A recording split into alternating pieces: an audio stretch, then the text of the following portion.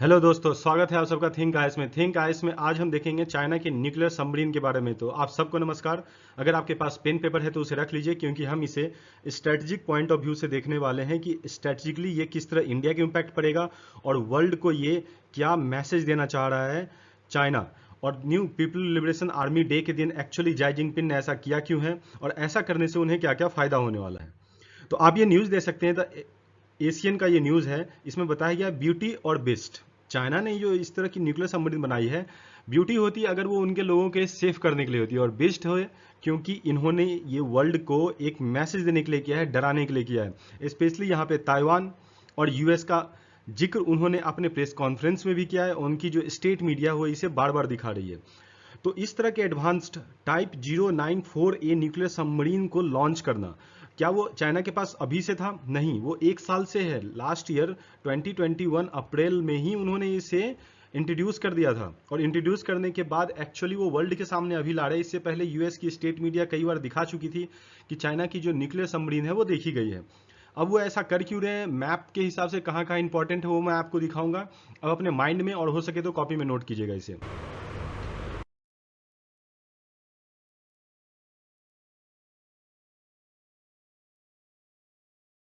उससे पहले आप ये वीडियो देख सकते हैं। इस वीडियो में एक्चुअली चाइना ने खुद को जिस तरह से शोकेस किया है, उनके स्टेट मीडिया बार बार डाल रहा है। आप जानते हैं कि चाइना की जो स्टेट मीडिया है वो माउथपीस है चाइनीज गवर्नमेंट की, और चाइनीज गवर्नमेंट उसे बार बार अपने माउथपीस को यूज करके इस वीडियो में दिखा रही है, जिससे वर्ल्ड ये जानता है कि चाइना के पास पावर है। वो भी इस समय जब यूक्रेन कॉन्फ्लिक्ट चल रहा है और चाइना काफी नजदीक है रशिया के, वो सीधा सीधा तौर पे दिखा रहा है कि अपनी मसल पावर उसकी कितनी ज्यादा बढ़ चुकी है। अब देखिए, हमें ये जानना होगा why China wanted to become the master of ocean. अब हमें सबसे पहले उससे पहले ये समझना होगा कि ब्लू वाटर नेवी होती क्या है। ब्लू वाटर नेवी वो होती है जो ओपन ओशियन के लिए जानी जाती है। ओपन ओशियन यानी कि आप जानते होंगे 200 नॉटिकल माइल्स अगर किसी कंट्री के आसपास है, अगर ये कंट्री का बाउंड्री है और 200 नॉटिकल माइल्स इसके यहाँ तक आता है, तो उस कंट्री के जुरिडिक्शन में आता है। और अगर ये मोर देन 500 नॉटिकल माइल्स के आगे है तो ये एक्चुअली में ओपन ओशियन हो जाता है, और ओपन ओशियन में सब नेविगेशन कर सकते हैं। अब जब सब नेविगेशन सारी कंट्री यहाँ पे कर सकते हैं, तो एक होता है कि आप अपना पावर शो ऑफ कर रहे हो, और एक होता है कि आप किसी की सेफ्टी या फिर ट्रेड को सेव करने के लिए जा रहे हो। लेकिन यहाँ पे चाइना प्योर इंटेंशन है कि वो अपना पावर दिखाए, इसलिए वो ओपन ओशियन का यहाँ पे जिक्र हो रहा है। अब इन सारी बातों को देखते हुए अगर आप ओपन ओशियन की बात करो, तो क्या इंडिया ओपन ओशियन में जाता है? इंडिया ने भी अपनी एक्चुअली जो पॉलिसी है वो प्रैग्मेटिक की है पहले से, और इंडिया ओपन ओशियन की बात कर रहा है, ब्लू वाटर नेवी की बात कर रहा है। हम पहले ग्रीन वाटर और ब्राउन वाटर तक ही सीमित थे।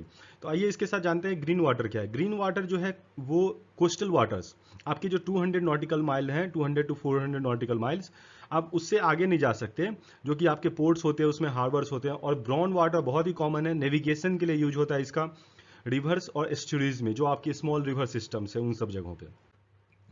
अब आपको अगर मैं मैप दिखाऊं तो चाइना ने actually master of the ocean बनने का फैसला किया क्यों है, आपको ये समझ में आएगा।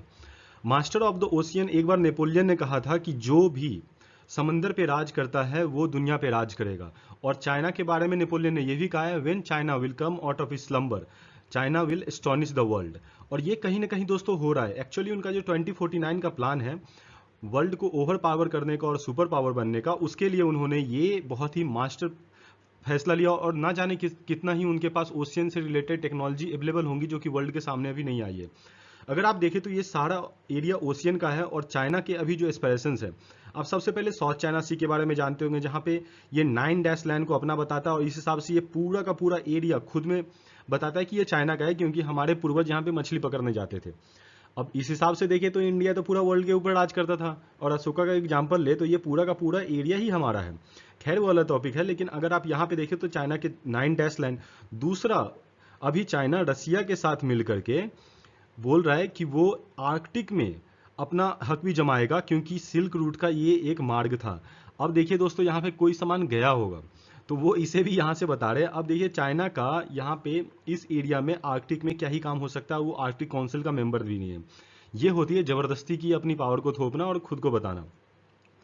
खैर, इन सब के साथ अगर आप इंडिया को देखो, तो अगर इंडिया यहाँ पे हमारा प्यारा देश है, और इंडिया के ऊपर चाइना से प्रॉब्लम क्या क्या हो सकती है। आप सबने जाना होगा कि स्टेट ऑफ मलक्का से लास्ट टाइम पे मोदी जी ने क्या किया था, इसे मैं नेक्स्ट स्लाइड में बताऊंगा।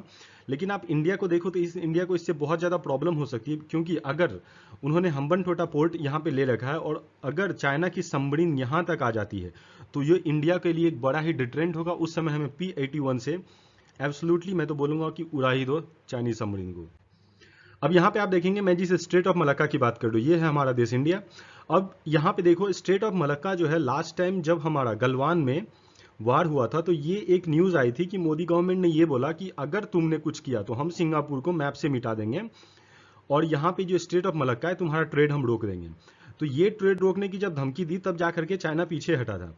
अब इसका बहुत ज़्यादा इंपॉर्टेंट है क्योंकि 70% ऑफ जो ट्रेड है इस एरिया का वो इसी एरिया से जाता है, और स्पेशली चाइना की जो है 45% इकोनॉमिक एक्सपोर्ट इसी एरिया के थ्रू होके जाती है। ये कारण है कि यहाँ पे ये बोला गया कि शायद चाइनीज गवर्नमेंट ने इसे बहुत ही सीरियसली लिया और इंडिया ने अपने सारे नेवल शिप्स अंडमान निकोबार से निकाल करके यहाँ पे लगा दिया था, जिसके कारण चाइना का यहाँ पे पूरा ट्रेड ही रुक गया था और चाइना को पीछे हटना पड़ा। अब मोदी गवर्नमेंट को आप जानते हैं ये स्ट्रांग है और डिटरमेंट है कुछ भी करने के लिए। तो चाइना ने ऑलरेडी इसका यहाँ से उपाय किया था कि यहाँ से क्रा कैनल एक निकालेंगे जो कि थाईलैंड से होकर गुजरता है और वो इस तरह से इंडिया के ऊपर ओवर पावर हो जाएंगे अगर वो इस साइड से आते हैं तो। और 9 डैश लाइन का वो ऑलरेडी क्लेम करते हैं, उनके शिप्स ऑलरेडी हमेशा वहाँ रहते हैं साउथ चाइना सी में। तो ये अभी प्लान में है, ये इंप्लीमेंट नहीं हुआ है। अगर ये इंप्लीमेंट हुआ तो ये थाईलैंड के लिए ही बहुत बुरा है क्योंकि उनकी सॉवरेनिटी पूरी की पूरी गायब हो जाएगी और उनके बाद में फ्यूचर में वो चाइना का एक कॉलोनियल प्रॉक्सी स्टेट भी बन सकते हैं, जो कि देखा जाएगा। इसके साथ अगर आप देखें तो मैं 9 डैश लाइन आपको फिर से समझाना चाहूंगा। एक्चुअली 9 डैश लाइन, यही आप जो लाइन देख रहे हो डॉटेड डॉटेड, ये 9 डैश लाइन है और ये CIA की एक मैप है जिसमें आपको ये समझना होगा कि एक्चुअली उन्होंने डॉट यहाँ से लेकर के यहाँ तक क्यों किया है। इन सारे जगहों पे चाइनीज शिप्स ऑलवेज रहते हैं और वो डिटरेंट करते हैं। अगर आप इधर से ट्रेड करते हैं तो आपको परमिशन लेनी होगी चाइनीज गवर्नमेंट की, तब आपको ये इस लाइन से जाने देंगे। और सारे शिप्स ऐसा करते हैं बिकॉज चाइना के पास अभी पावर है, इकोनॉमिक पावर है और मिलिट्री पावर है। अगर उनके पास सोचिए अगर सबमरीन इन जगहों पे वो डिप्लॉय कर दे तो वो आसानी से किसी भी कंट्री को काउंटर कर सकते हैं। और एग्जाम्पल लें आप, अगर आपने देखा होगा कि रिसेंटली में नैन-पोलिस्की जब USA की आई थी ताइवान तो चाइना ने अपने मिलिट्री शिप्स भेजे, उसके जवाब में US जॉन को US ने यहाँ पे जो उनकी 7th फ्लीट की एक्चुअली जो पूरी फ्लीट है, नेवल फ्लीट, उसको वहाँ पे भेजा था उसको काउंटर करने के लिए।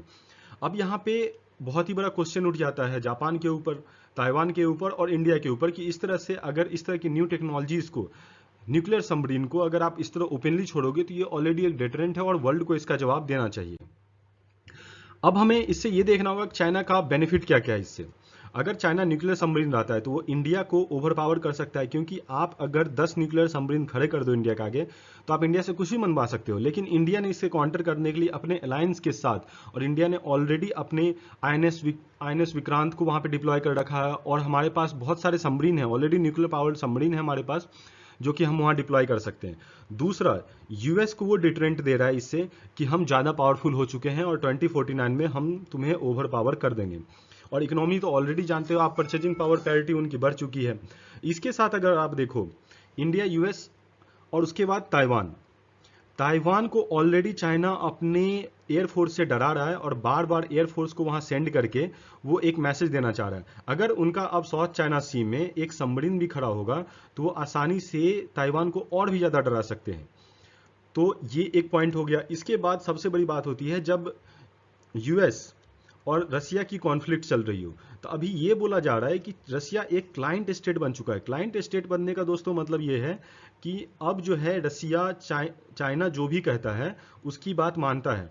तो चाइना एक्चुअली रसिया और यूक्रेन के मामले में शांत तो है, लेकिन वो एक न्यूट्रल पोजीशन है जो कि बहुत ज़्यादा फेवर करता है रसिया को, और इवन आगे आके बोलता है कि यूरोप को अपना यूरोपियन पावर होने का ज़्यादा दबदबा नहीं बोलना चाहिए। तो एक तरह से डरा भी रहा है और रसिया का साथ भी रहा है, लेकिन शांत होकर के। अब इस गेम थ्योरी को अगर आप देखो तो इस गेम थ्योरी में जीत कौन रहा है।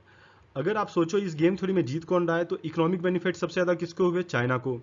अगर टेरिटोरियल गेन अगर फ्यूचर में अगर जैसे अगर यूक्रेन का हो गया तो यूक्रेन को अगर रसिया जीत लेता है तो इसके बाद चाइना के लिए बहुत ही आसान होगा कि वो अपना दबदबा ताइवान के ऊपर जमा सके, बिकॉज उस टाइम उसके साथ रसिया भी होगा और वो बोलेगा कि इसने हमारा साथ दिया तो हमें भी साथ देना चाहिए।